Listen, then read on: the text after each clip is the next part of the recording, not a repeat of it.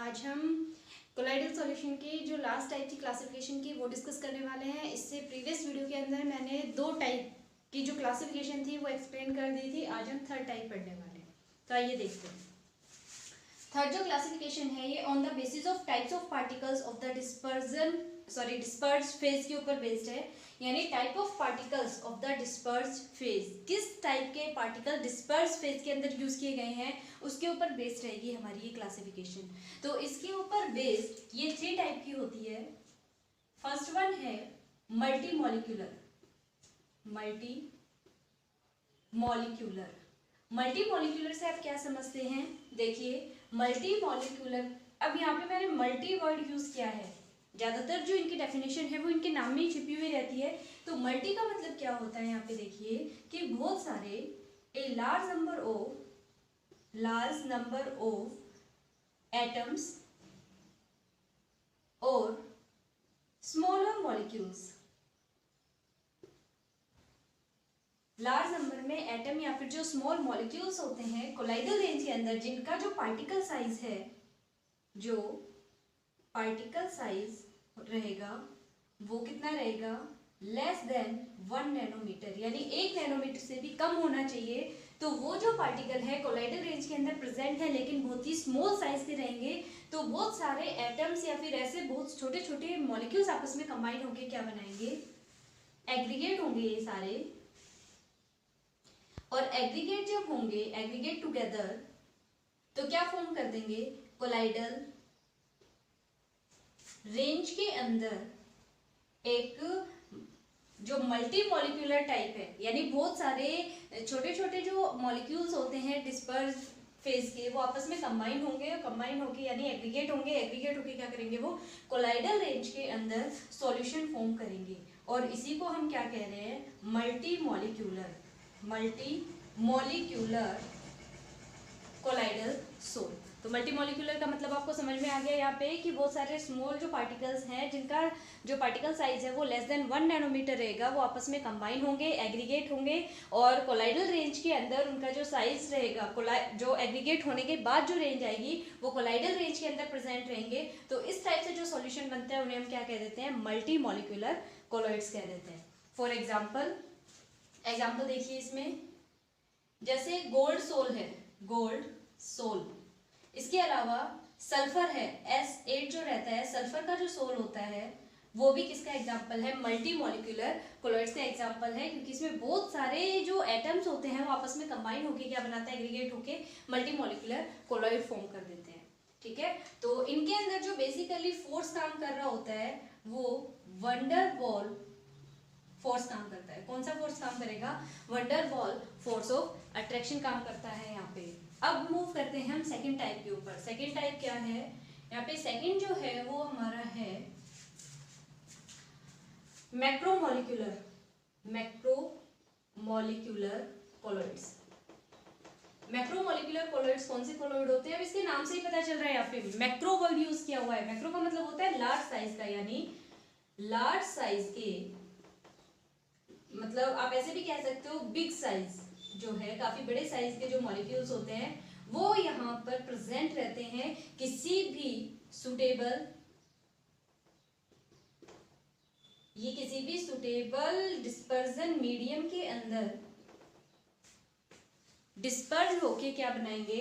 Colloidal sol बना देते हैं, कोलाइडल सोल बना देंगे और उसे हम क्या कहेंगे? मैक्रोमोलिक्यूलर कोलॉइड्स के नाम से जानते हैं। मैक्रो का मतलब भी बड़ा होता है, ठीक है। तो लार्ज साइज के जो मॉलिक्यूल्स होते हैं वो यहाँ पे प्रेजेंट रहेंगे और वो क्या करेंगे? सुटेबल डिस्पर्जन मीडियम के अंदर कंबाइन होंगे और कंबाइन होने के बाद क्या बना देंगे?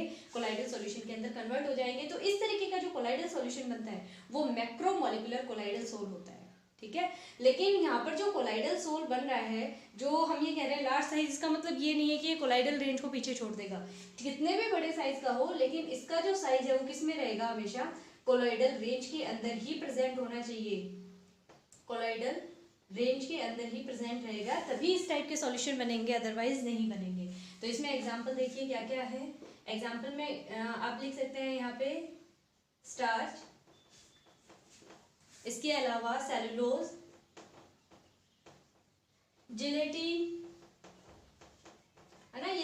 जो मैक्रोमोलिक्यूल के अंदर आते हैं, बायोमोलिक्यूल्स है ये, और कुछ एक सिंथेटिक भी होते हैं जो मैन मेड हैं, उनमें हम कंसिडर करते हैं नाइलॉन है हो गया जैसे, है ना, और इसके अलावा सिंथेटिक रबर हो गया, सिंथेटिक रबर है, और भी बहुत सारे एग्जाम्पल प्रेजेंट है। जो पॉलीमर होते हैं उनमें से काफ़ी सारे एग्जाम्पल हम इसके अंदर कंसिडर कर सकते हैं। तो ये मल्टी मॉलिक्यूलर हो गया और मैक्रो मॉलिक्यूलर हो गया, दोनों में कंफ्यूज ना हो। मल्टी का मतलब होता है बहुत सारे स्मॉल स्मॉल मॉलिक्यूल्स आपस में एग्रीगेट होंगे, और मैक्रो का मतलब होता है लार्ज साइज का मॉलिक्यूल इसके अंदर प्रेजेंट रहता है। तो जो थर्ड टाइप है इसकी, क्योंकि ये बेसिकली 3 टाइप के अंदर क्लासीफाई किया जाता है, तो इसमें 2 टाइप हमने पढ़ ली, थर्ड टाइप देखिए। जो मैक्रोमोलिकुलर कोलॉइड्स होते हैं काफ़ी स्टेबल होते हैं, क्योंकि इनका जो साइज है वो लार्ज होता है, रहता कोलाइडल रेंज में है, लेकिन इनकी स्टेबिलिटी को वो क्या करता है, इंक्रीज करवा देता है। थर्ड जो टाइप है वो है एसोसिएटेड कोलॉइड्स की, एसोसिएटेड कोलॉइड्स। ओके, ध्यान रखें, थर्ड टाइप कौन सी है, एसोसिएटेड कोलॉइड्स। जो एसोसिएटेड कोलॉइड्स हैं इन्हें ही माइसेल्स के नाम से भी जाना जाता है। किस नाम से जाना जाता है, माइसेल के नाम से जाना जाता है। देखिए इसके अंदर क्या होता है, अगर हमारे पास जो माइसेल फॉर्मेशन जो टेक प्लेस करेगी, एसोसिएटेड कोलॉइड्स को कह रहे हैं, तो एसोसिएटेड वर्ड से पता चल रहा है एसोसिएशन का क्या मतलब है कि गेट टूगेदर, है ना, एसोसिएट होना। तो मान लो हमारे पास कोई सब्सटेंस है, सब्सटेंस भी कौन सा होगा, डिस्पर्जन फेज ही लेके चलेंगे हम यहाँ पे, डिस्पर्जन फेज वाला। अगर ये प्रेजेंट है लो कंसंट्रेशन के अंदर, है ना, लो कंसंट्रेशन का क्या मतलब है, एट मीडियम। जो मीडियम है डायरेक्ट हम लिख लेते हैं, मीडियम के अंदर अगर ये लो कंसंट्रेशन के अंदर प्रेजेंट है तो ये नॉर्मल बिहेव करेगा, नॉर्मल बिहेव करेगा, यानी स्ट्रॉन्ग इलेक्ट्रोलाइट की तरह बिहेव करेगा। किसकी तरह करेगा, स्ट्रॉन्ग इलेक्ट्रोलाइट की तरह बिहेव करेगा। नॉर्मल रहेगा अगर लो कंसंट्रेशन में है तो, और स्ट्रॉन्ग इलेक्ट्रोलाइट की तरह बिहेव करेगा। तो अगर स्ट्रॉन्ग इलेक्ट्रोलाइट की तरह बिहेव करेगा तो कोई दिक्कत ही नहीं है ना, आराम से अपनी नॉर्मल कंडीशन के अंदर है। लेकिन अगर सब्सटेंस हमने ले लिया हाई कंसंट्रेशन के अंदर, अगर ये हाई कंसंट्रेशन में पहुंच जाता है तो उस टाइम पे जो मॉलिक्यूल्स होंगे वो क्या करेंगे, एग्रीगेट होना शुरू कर देंगे, एग्रीगेट टुगेदर, यानी एग्रीगेट होना शुरू कर देंगे। जैसे ही एग्रीगेट होना ये शुरू करेंगे तो ये किस में कन्वर्ट हो जाएंगे, कोलॉइडल सॉल्यूशन के अंदर, कोलॉइडल सॉल्यूशन। और यहाँ पे जो कोलॉइडल सॉल्यूशन बनता है उसे ही हम क्या कह देते हैं, एसोसिएटेड, एसोसिएटेड कोलॉइड के नाम से जानते हैं। ठीक है, जब ये एग्रीगेट होके एक स्पेशल काइंड की जो स्ट्रक्चर है वो फॉर्म कर लेते हैं तो उसे ही, या फिर जो एसोसिएटेड कोलॉइड्स है इसे ही हम क्या कह देते हैं, फिर माइसेल कह देते हैं।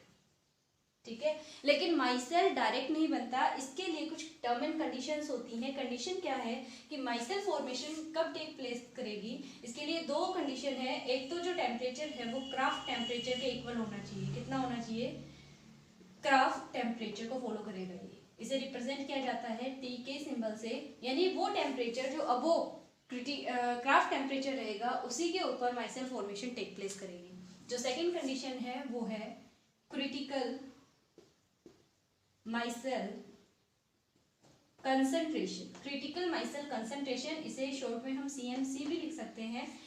वो कंसंट्रेशन जो अबोव CMC रहेगी, क्रिटिकल माइसेल कंसंट्रेशन रहेगी, वहीं पे माइसेल फॉर्मेशन जो है वो टेक प्लेस करेगी। यानी जो एसोसिएटेड कोलॉइड हैं ये बन तो जाएंगे, लेकिन माइसेल फॉर्मेशन कब होगा, जब इन दोनों कंडीशन को ये फॉलो करेगा, तभी वो एसोसिएटेड कोलॉइड के अंदर कन्वर्ट हो पाएंगे, अदरवाइज नॉर्मल स्ट्रॉन्ग इलेक्ट्रोलाइट की तरह ही बिहेव करते रहेंगे।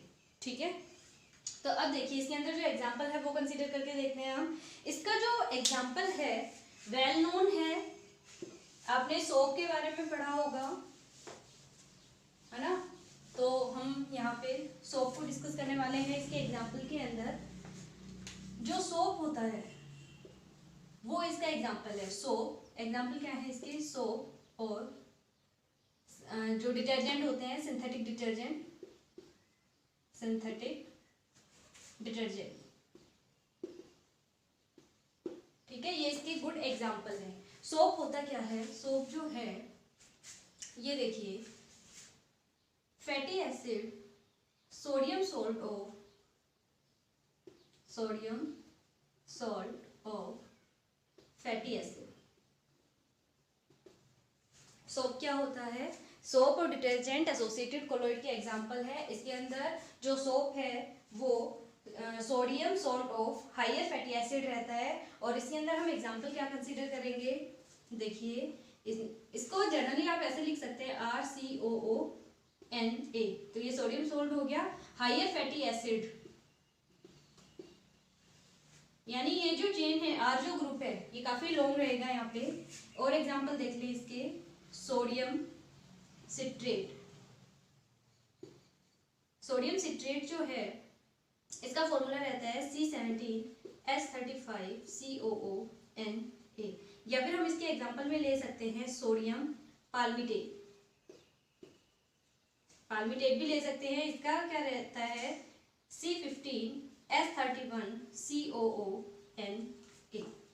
तो ये sodium salt of higher fatty acids हो गए यहाँ पे।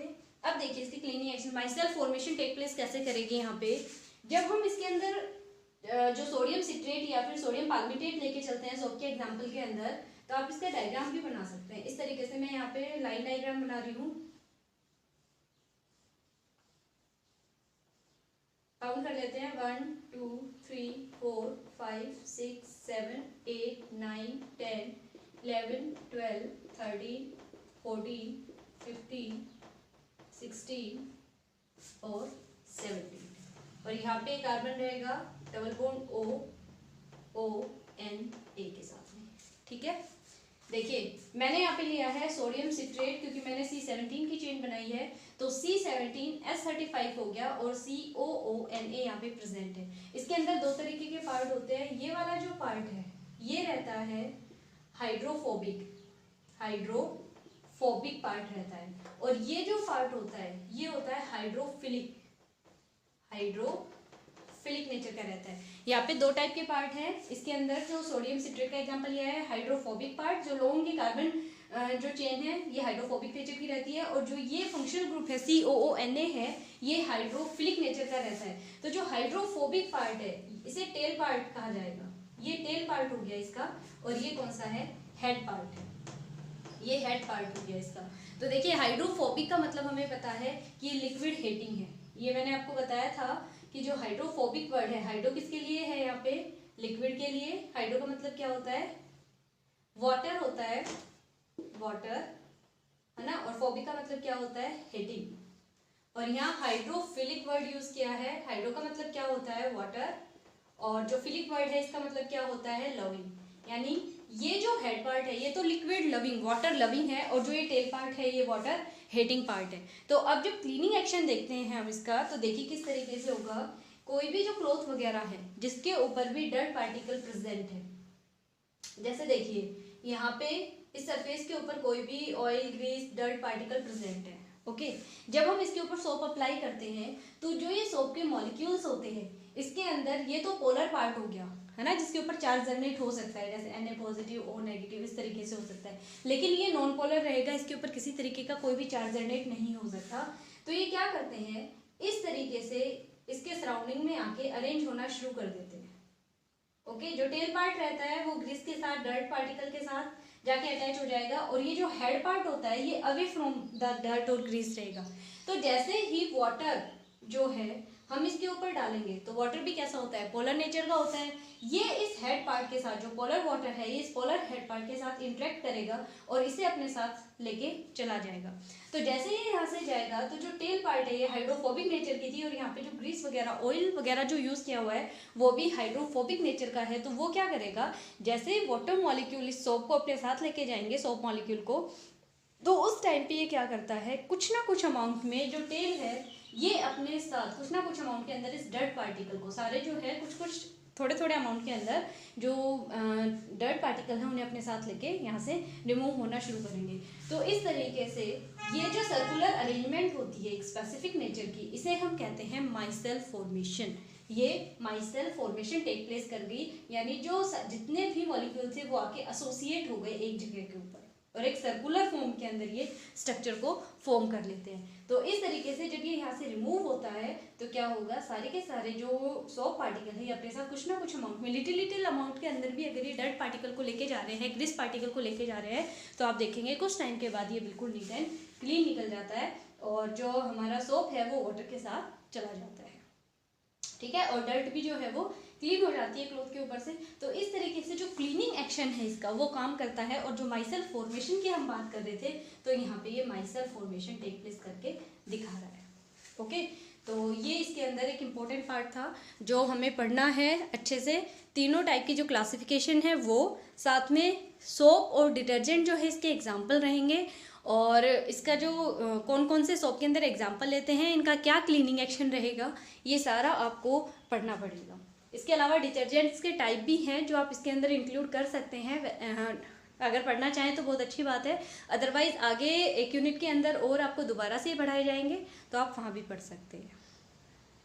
एक चीज़ और, यहाँ पे जो सोप होता है, जो सोप है इसकी CMC की वैल्यू जो रहेगी वो 10⁻⁻4 से 10⁻⁻3 मोल लीटर इमर्स रहती है, ओके। और जो माइसेल फॉर्मेशन टेक प्लेस करता है इसके अंदर कम से कम 100 मॉलिक्यूल्स प्रेजेंट होते हैं। जो सोप है उसके अंदर जो माइसेल फॉर्मेशन टेक प्लेस करेगी तो जो क्रिटिकल माइसेल कंसंट्रेशन है वो लगभग कितनी होती है, 10⁻⁴ से 10⁻3 मोल लीटर इनवर्स रहेगी। और जो माइसेल फॉर्मेशन यहाँ पे टेक प्लेस कर रही है इसमें कम से कम 100 मॉलिक्यूल्स जो है वो आके एग्रीगेट होते हैं एक दूसरे के साथ, तब जाके माइसेल फॉर्मेशन टेक प्लेस कर पाती है कंप्लीट।